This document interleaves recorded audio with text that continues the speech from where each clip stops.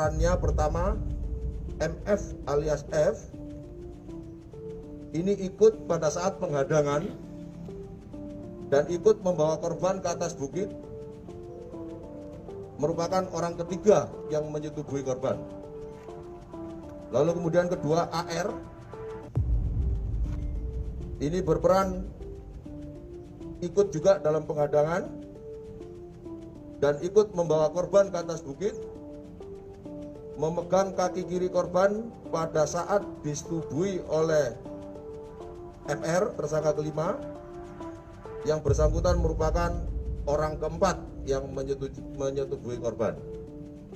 Kemudian J alias C sama berperan ikut pada saat penghadangan dan ikut membawa korban ke atas bukit, merupakan orang keenam yang menyetubuhi korban.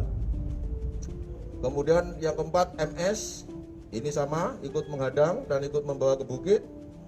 Namun MS ini hanya melihat pada saat korban disetubuhi secara bergantian. Kemudian yang kelima, FR alias S ini berperan ikut sama pada saat penghadangan, ikut membawa korban juga, memegang kedua tangan korban pada saat disetubuhi oleh MF alias F, yaitu merupakan yang bersangkutan orang kedua yang menyetubuhi korban. Kemudian MR alias A ini berperan ikut pada saat penghadangan juga dan ikut membawa ke atas bukit, merupakan orang kelima yang menyetubuhi korban.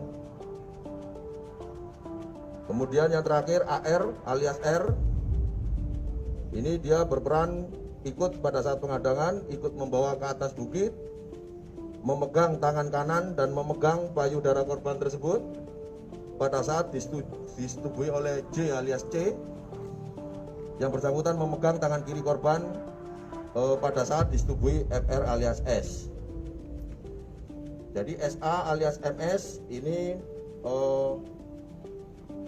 hasil pemeriksaan